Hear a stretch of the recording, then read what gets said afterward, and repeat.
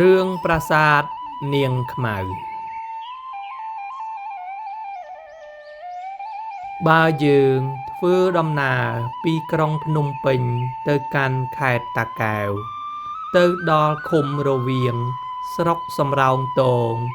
យើងនឹងឃើញវត្តបុរាណមួយនៅខាងឆ្វេងដៃតាំងនៅខាងកើតជាប់នឹងថ្នល់ជាតិហៅថាវត្តប្រាសាទនាងខ្មៅបានជាគេហៅថាវត្តប្រាសាទនាងខ្មៅព្រោះវត្តនេះមានប្រាសាទបុរាណចំនួន2នៅជិតគ្នាឈ្មោះប្រាសាទនាងខ្មៅហើយស្ថិតនៅទិសខាងលិចវិហារចំខ្លោងទ្វារវត្តខាងទិសបស្ចិមប្រាសាទទាំងពីរនេះធ្វើអំពីថ្មផងឥដ្ឋផងមានទំហំ4ម៉ែត្រ4ជ្រុងកម្ពស់10ម៉ែត្រកំពូលស្រួចដូចចាយដីខ្ពស់ត្រដែតរឿងព្រេងដែលតាក់ទងនឹងដើមកំណើតនៃប្រាសាទនេះមានដំណាលដូចតទៅ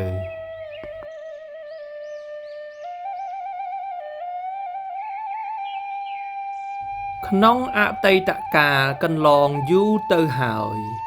មានស្ដេចមួយអង្គទ្រង់ព្រះនាមព្រះបាទសូរ្យោទេវវង្សគង់នៅលើភ្នំជីសូរទ្រង់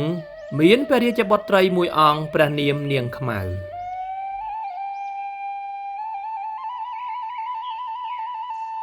ទ្រង់បានសាងប្រាសាទចំនួន5ហើយទ្រង់ឲ្យគេជីកស្រះចំនួន4នៅលើភ្នំនោះគ្រប់ជ្រុងនៃប្រាសាទពីកំពូលភ្នំជីសូរ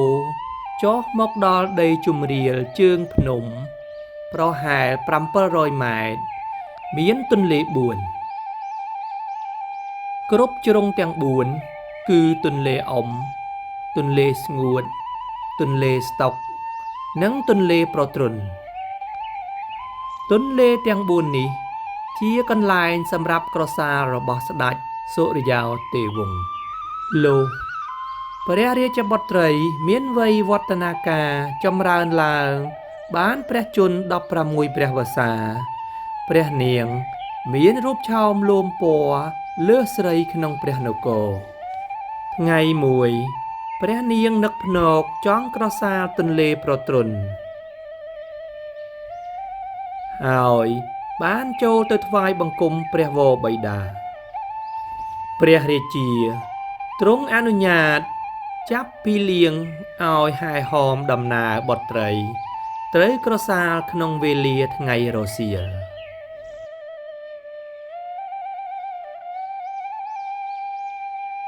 គ្រានោះមានបុរសម្នាក់ឈ្មោះបណ្ឌិតស្រីទើបនឹងសឹកពីសាមណេរថ្មីមានរូបឆោមល្អល្អះស្អាតបាតជាងប្រុសឯទៀតថែមទាំងចេះមន្តអាគមវិជ្ជាការផងដែរបណ្ឌិតនេះមានទីលំនៅស្ថិតនៅក្នុងភូមិមួយខាងលិចភ្នំជីសូរជិតផ្លូវដែលចុះទៅទន្លេប្រទ្រុនថ្ងៃនេះបណ្ឌិតស្រីមានសេចក្តីអផ្សុកក៏ចេញទៅលេងជិតផ្លូវនោះហើយប្រទះឃើញព្រះនាងខ្មៅចុះពីលើភ្នំជាមួយនឹងបរិវារក៏មានសេចក្តីប្រតិព័ទ្ធចាប់ចិត្តនឹងព្រះនាងនោះក្រៃពេកបណ្ឌិតស្រីពិចារណាថាថ្ងៃនេះអង្គអញមានវាសនាល្អណាស់ដែលបានជួបនឹងស្រីគ្រប់លក្ខតែអាត្មាអញជាកូនរាស្ត្រអ្នកក្រខ្សត់ធ្វើមិនដេចនឹងបាននាងទៅណតែនាងនេះពុំស័ក្តិសមនឹងខ្ញុំសោះព្រោះនាងមិនមែនជាស្រីសាមញ្ញទេនាងគឺជាព្រះរាជបុត្រីរបស់ស្ដេចសូរ្យោទេវវង្សបើដូច្នេះខ្ញុំត្រូវធ្វើដូចម្ដេចទៅ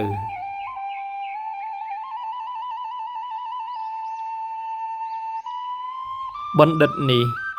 ចេះតែស្រឡាញ់នាងខ្លាំងឡើងក៏គិតថា ខ្លួននឹងចូលទៅស្ដីដណ្ដឹងនាងតាមច្បាប់ក៏ពុំសមមុខជាស្ដេចយកទោសដល់ជីវិតលុះសេចក្តីស្រឡាញ់កាន់តែទ្វេឡើងបណ្ឌិតស្រីក៏បដូរផ្ដាច់ថាទុកជាស្ដេចយកទោសយ៉ាងណាក៏សុខចិត្តដែរគិតដូច្នោះទើបនឹកដល់មុនវិជាការដែលខ្លួនចេះទាំងប៉ុន្មាននោះក៏បេះស្លឹកឈើយកមកសូត្រផ្លុំហើយឡើងលើដើមឈើផ្លុំស្លឹកបន្លឺឡើងយ៉ាងក្រលួចឯសូរសំឡេងដែលបណ្ឌិតនោះផ្លុំបានទៅចុចចំបេះដូងព្រះនាងខ្មៅព្រះនាងក៏ភ័ន្តស្មារតីមួយរំពេចលុះញាក់ឡើងក៏មានព្រះតម្រេះថាអង្គអញជាកូនស្ដេចធ្លាប់ស្ដាប់ភ្លេងដូរតន្ត្រីរាល់ថ្ងៃតែពុំមានសំឡេងណាធ្វើឲ្យចិត្តខ្ញុំស្លុតដូចសំឡេងនេះសោះព្រះនាងអត់ទ្រាំពុំបានក៏លាន់ព្រះសវណ្ណីថាយីអើសំឡេងនេះប្លែកណាស់គួរតែទៅតាមស្ដាប់ឲ្យឃើញច្បាស់តើអ្នកនោះជានរណាបានជាចេះផ្លុំពីរោះដំឡឹង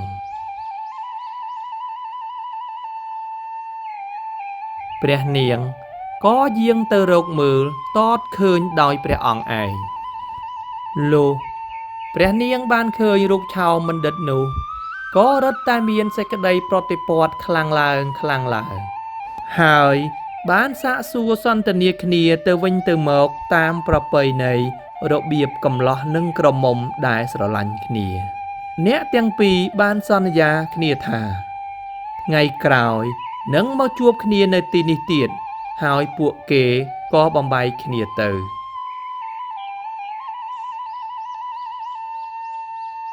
ចំណែកព្រះនាង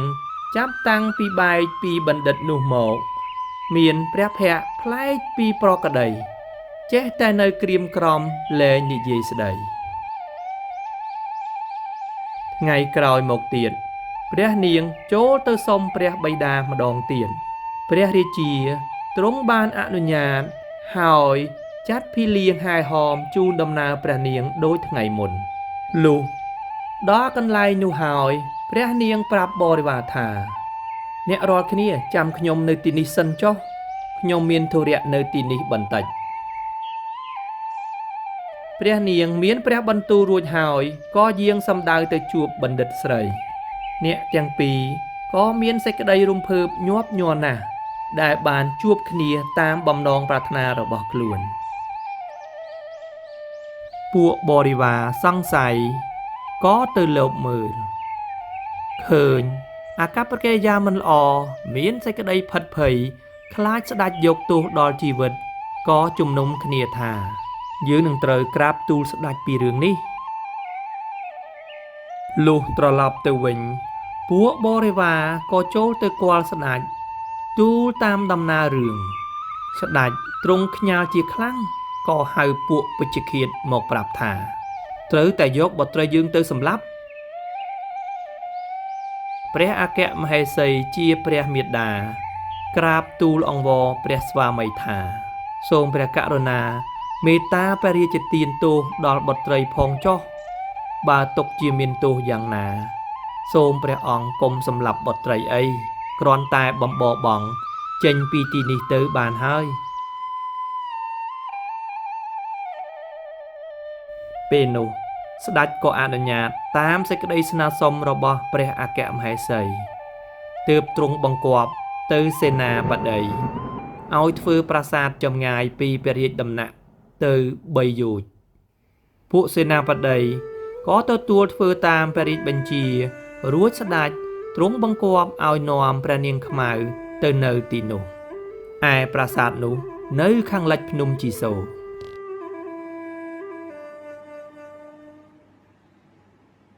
តាំងពីថ្ងៃនោះមកព្រះនាងកើតទុក្ខជាទម្ងន់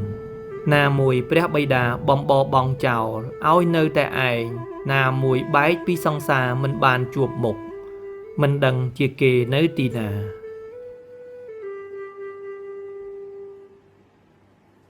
គ្រានោះ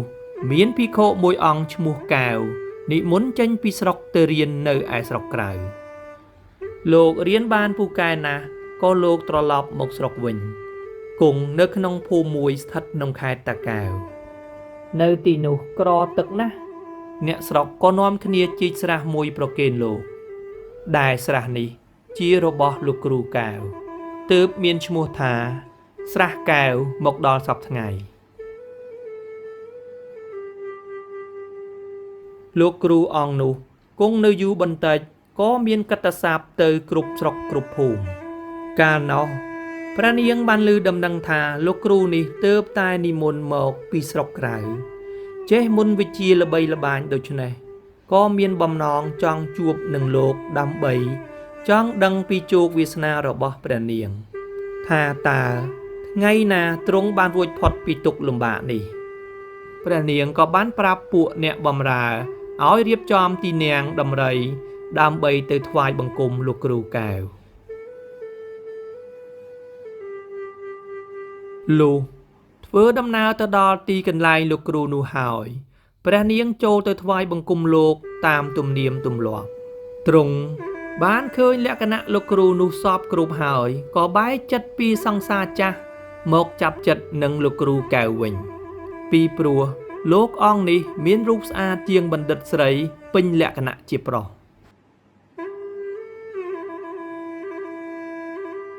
ព្រះនាងបានដំណាលពីសេចក្តីសុខទុក្ខរបស់ទ្រង់ទូលលោកគ្រូសពគ្រប់ហើយក៏សម្ដែងការស្និទ្ធស្នាល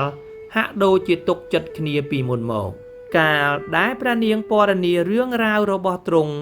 នាំឲ្យលោកគ្រូកែវអត់ទ្រាំពុំបានក៏មានចិត្តទោទន់ទៅរកព្រះនាងកាលបើព្រះនាងបានឮព្រះថេរដីកាលោកផ្អែមល្ហែមមករកទ្រង់ដូច្នោះក៏សង្ឃឹមថាតទៅមុខនឹងលែងកើតក្តីទុក្ខទៀតហើយ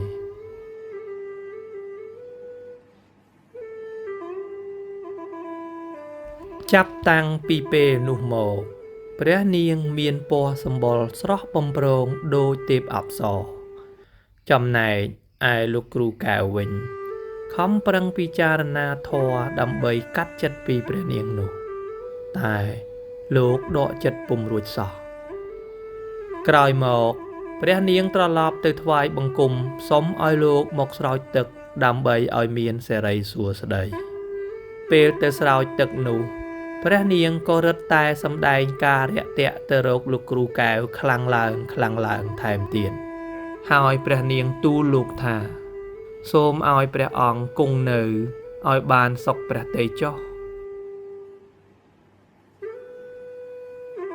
កាលបើឮពាក្យនេះព្រះគ្រូក៏មានព្រះភ័ក្ត្រក្រៀមក្រំកើតទុក្ខដោយសារសម្ដីរបស់ព្រះនាងកាយវិការរបស់លោកបានប្រាប់ព្រះនាងឲ្យដឹងថាទ្រង់ក៏កើតទុក្ខព្រោះតែព្រះនាងដែរព្រះនាងរឹតតែមានសេចក្តីស្រឡាញ់ខ្លាំងឡើងលុះ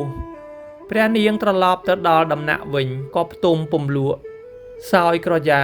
ស្ងោយក៏ពុំបានក៏ចាត់អ្នកបម្រើឲ្យរៀបចំព្រះទីនាងដំរីទៅនិមន្តលោកមកព្រះដំណាក់ព្រះនាង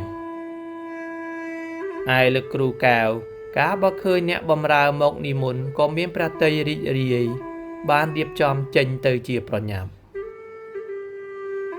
ព្រះនាងក៏ទំនុកបំរុងប្រណិតភោជនីយអាហារសុទ្ធតែរបស់ប្លែកលុះលោកនិមន្តទៅដល់ព្រះនាងក៏លើកភោជនីយអាហារមកប្រគេនលោកដោយផ្ទាល់ព្រះអង្គ